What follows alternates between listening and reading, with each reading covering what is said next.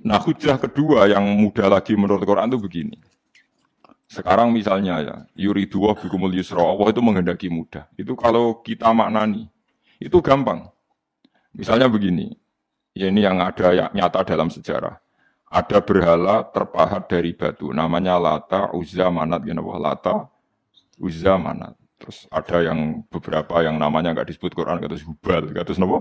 Hubal.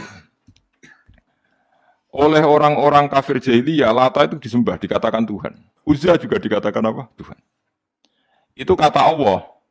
In hiya illa asmaun samaitumuha antum wa abaukum, itu hanya nama yang kamu ciptakan. Makanya Allah ngendikan kalau barang tidak benar saya kaburos kalimatan takhruju min afwahim. Niki rungokno nggih kanca-kanca terutama sing hafal Quran.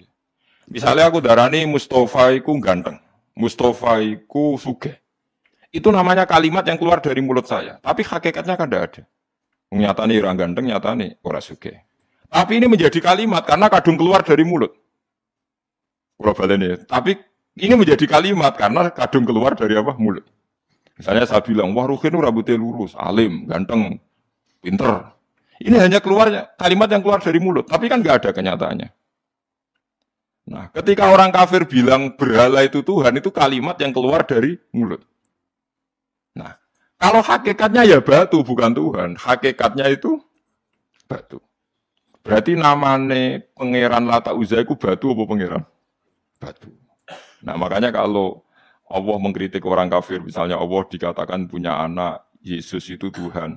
Ngendikane Allah napa kaburos kalimatan takhruju min afwahim. Sungguh kalimat itu satu kalimat yang salah, tapi yang kadung keluar dari mulut mereka. Jadi nomor dua ada kalimat yang memang benar. Seperti saya mengatakan 1 ditambah 1 2, 2 tambah 2 4. Nah itu baru hak karena nyata.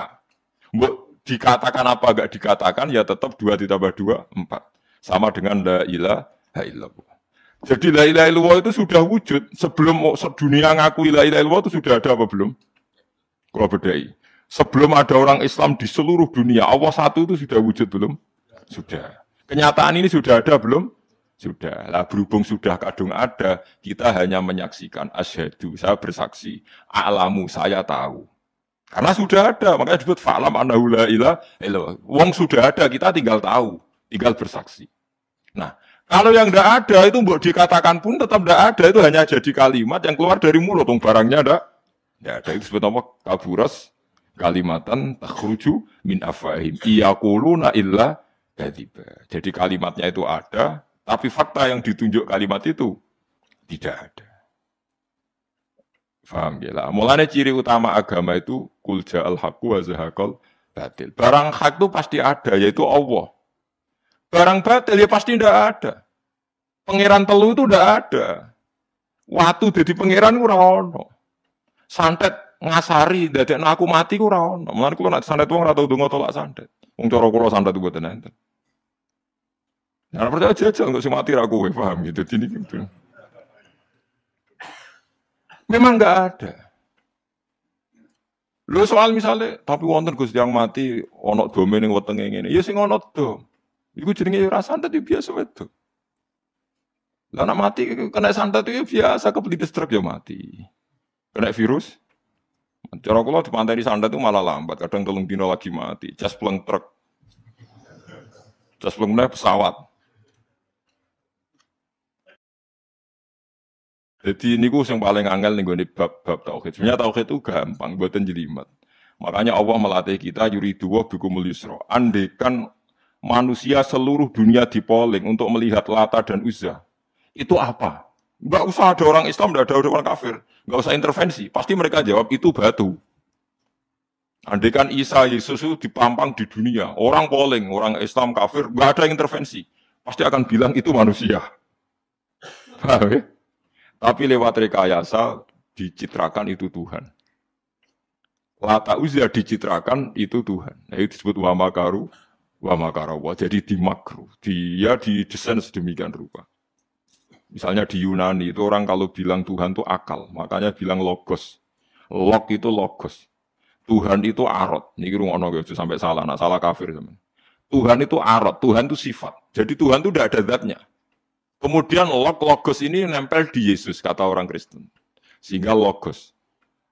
Logika akal. Makanya kalau orang filsafat darani Tuhan itu akal 1, akal 2, akal 3, akal. Makanya disebut logi, ideologi, log. Nah, pertanyaannya kemudian saat Allah itu arot, Allah itu log, kemudian belum ada tempatnya, Allah bergentayangan di mana? Sebelum Yesus ada, terus lalu Allah bersemayam di mana? Terus ada orang Majusi bersemayam di api. Nanti yang orang kafir jahiliyah bersemayam di arca-arca itu. Yang orang kuno Majusi di mana, di gunung apa? Mungkin orang Sugihan di gunung Kawi macam-macam itu terus. Wah, itu kan terus jadi repot. Repotnya adalah kalau sifat itu harus nempel di zat. Dan zatnya mana nggak jelas. Itu satu. Nomor dua, sifat itu sama mausuf itu mesti dulu mausufnya. Nah, makanya kata ahli ilmu kalam, jangan pernah kamu mengatakan Tuhan itu sifat. Kalau Tuhan sifat, nanti butuh nempel nopo. Nah. Makanya terus kita diajari walillahil asmaul husna. Allah itu zat. Kemudian pada zat ini ada asmaul husna. Jadi mulai dulu Allah itu al-qayyum, zat yang berdiri sendiri. Nah, ini pentingnya ngaji. Ana wong alim-alim mesti wali. Ana wong alim ora wali, goblok-gobloke wong alim. Mergo seneng dhuwit. Kudune wong alim iku wali. Nah, Imam Syafi'i ketika disebutno wali si A, wali si B. Nah aku ora wali ning dunya ora ono wali. Jadi idza lam takunil ulama auliya alillah fama ala wajil ardi min waliyin. Nah, ulama wis gak wali ning dunya wis ora ono napa wali. Karena hanya ulama yang bisa menjelaskan kenapa harus ada tauhid. Nah, ulama ngerti logikanya. Fa'lam annahu la ilaha illallah. Kamu tahu. Bisa diketahui itu karena barangnya sudah hak, sudah wujud. Kalau barangnya belum wujud kan tidak bisa diketahui. Misalnya begini. Berhala Lata Uzza itu yang bisa diketahui satu. Bahwa itu batu. Karena batu itu wujud. Ya, batunya itu wujud. Tapi sifat ketuhanannya Lata Uzza tidak wujud. Makanya nggak bisa diketahui. Nggak wujud. Agar barang ra wujud kan nggak bisa nopo diketahui. Yang bisa diketahui hanya barang wujud. Makanya fa'lam annahu la ilaha illallah. Harus tahu. Tapi andai kan kita tidak tahu pun ya tetap Tuhannya Allah. Tahu atau tidak tahu. Nah, ini di sini Quran sering bilang kul aminu bihi aula untuk minu. Cek kue iman, cek ora iman ini nggak ada pengaruhnya bagi wujudnya Allah ning zaman azab. Di kula baleni malih itu memang. Jadi dulu itu orang-orang terjebak ketika Tuhan yang Yunani dianggap logos, log. Kemudian di Timur Tengah, Tuhan itu dianggap satu arot, sing nempel, sifat sing nempel ning berolo-berolo. Nggak ning daerah Majusi, ning Wasani, sing nempel ning nopo geni macam-macam. Mau niku walhasil akhirnya semuanya itu kalah dengan tauhid sing digawa Kanjeng Nabi Muhammad sallallahu alaihi wasallam. Bahkan sekarang yang Nasrani pun itu tidak pede dengan teori trinitasnya. Orang kan sekarang tahu semua kan perdebatannya Ahmad Didat sama Stanley Fischer itu macam-macam. Itu kan sampai ada seorang mahasiswi dari Swiss ketika yakin sifat Tuhan yang dijelaskan Ahmad Didat bilang, sepertinya Tuhan Anda lebih menarik. Karena dibilang Tuhan Islam itu tidak punya anak, tidak diperanakkan, tidak ada padanannya. Kalau Tuhan Anda ini padanannya banyak gini-gini terus itu ada orang tertarik. Sepertinya Tuhan Anda lebih menarik.